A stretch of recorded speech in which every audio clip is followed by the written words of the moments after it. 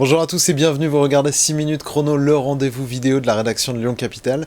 Aujourd'hui on accueille Michel Lefaou, bonjour. Bonjour Paul Terra. Alors vous êtes conseiller métropolitain et puis ancien vice-président de la métropole de Lyon à l'urbanisme. C'est un peu pour ça qu'on vous a invité pour évoquer l'action de la majorité écologiste en matière de logement notamment, puisque c'est un des grands enjeux de leur mandat avec la construction de plus de 6000 logements sociaux par an. Est-ce que c'est un objectif, vous, qui vous paraît réalisable, surtout compte tenu de la manière dont ils veulent le décliner? Alors c'est un objectif qui est difficilement atteignable compte tenu du passé que l'on a connu sur la métropole. Quand nous étions dans une dynamique de forte production de logements, avec environ 8500 logements construits, 8500 logements neufs construits chaque année, la métropole produisait aux alentours de 4000 à 4200 logements en moyenne sur les 10 dernières années.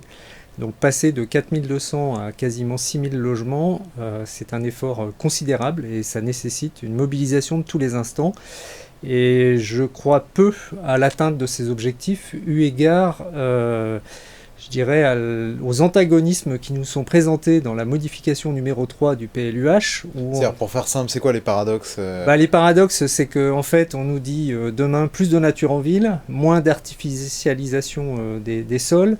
On souhaite aussi, la métropole souhaite aussi rétrozoner un certain nombre de zones qui étaient urbanisables, qui ne le seraient plus demain, et en même temps, on augmente de façon très significative les objectifs de production, notamment sur le logement social, avec un certain nombre de règles qui vont s'appliquer, qui risquent d'être très contraignantes et qui font qu'au final, le mieux sera probablement l'ennemi du bien.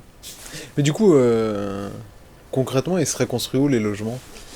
Alors aujourd'hui, je ne vois pas... En ville, pas forcément plus ailleurs Aujourd'hui, dans les objectifs qui sont énoncés par la métropole, ils souhaitent densifier à proximité des lignes fortes de transport en commun. Ce qui peut s'entendre d'ailleurs. Ce qui peut tout à fait s'entendre, mais avec une difficulté d'avoir la visibilité sur ces projets, et sachant qu'aujourd'hui, vous avez déjà un certain nombre de sites qui sont densifiés à proximité de ces lignes fortes de transport en commun.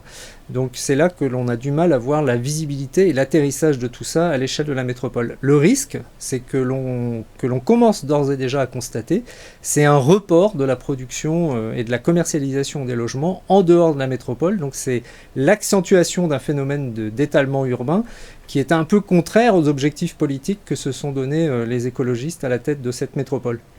L'étalement urbain, il existait quand même aussi sous vos mandatures. Il existait, mais là on voit que la tendance progresse. Et les derniers chiffres, notamment de commercialisation ou de production de logements qui ont été produits par le CECIM, qui est un observatoire qui regarde tout ça à l'échelle des métropoles en France, montrent une progression sur les extérieurs de la métropole et une baisse à l'intérieur de la métropole, donc un phénomène d'accélération de l'étalement urbain qui est plus important que ce que nous constations jusqu'à présent.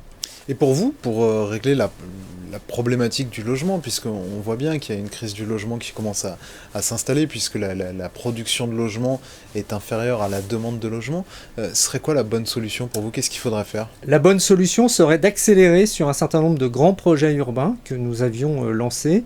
Lesquels, par exemple? La Soleil, Grand Clément, Saint-Jean par exemple sur Villeurbanne, mais aussi de faire en sorte que sur un certain nombre de communes qui sont d'ores et déjà desservies par des infrastructures fortes de transport en commun, que ce soit le métro ou le tramway, on puisse ici ou là, là où existe du potentiel mutable, accélérer la mutation de ce foncier pour permettre la production de logements et de logements bien desservis et bien connectés aux sites de transport en commun. Je pense aussi par exemple au site des hôpitaux sud, à la lisière de Saint-Genis-Laval, Oulin et Pierre-Bénite. Avec ce projet, on peut aussi produire du logement dans les années qui viennent. Ce que les écologistes expliquent aussi, c'est que le choc de l'offre que vous avez plus ou moins porté pendant 20 ans à Lyon n'a fait qu'augmenter les prix et qu'en fait il faut sortir de cette logique de l'offre pour arriver à contenir les prix? Est-ce que c'est un raisonnement que vous arrivez à suivre? C'est un raisonnement que j'ai du mal à suivre.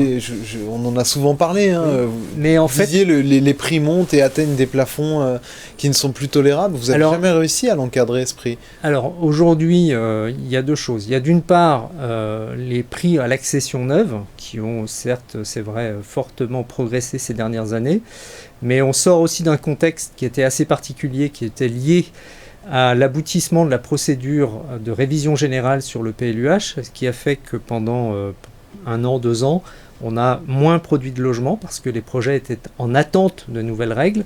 Et puis ensuite, sur le marché locatif, lorsqu'on observe les choses, en fait, la progression des loyers n'est pas si significative que ça à l'échelle de la métropole de Lyon, ce qui est observé par l'Observatoire local des loyers, et notamment, par exemple, sur Lyon et Villeurbanne. Là où il y a une distorsion aujourd'hui de marché, c'est sur les toutes petites surfaces, sur les T1, mais ça concerne qu'un très petit nombre en fait, de logements qui dépassent les valeurs maximales qui sont permises ou qui seront permises à côté du 1er novembre par l'arrêté préfectoral visant à l'encadrement des loyers. Renaud Père, à votre place, expliquait que justement l'encadrement des loyers, c'était pour ces petites surfaces et pour ces quelques cas. Est-ce que ça peut être un bon outil? Est-ce que vous y croyez, vous, à cet outil? Moi, j'y crois pas trop parce qu'en fait, je pense que l'enjeu n'est pas d'encadrer mais de produire.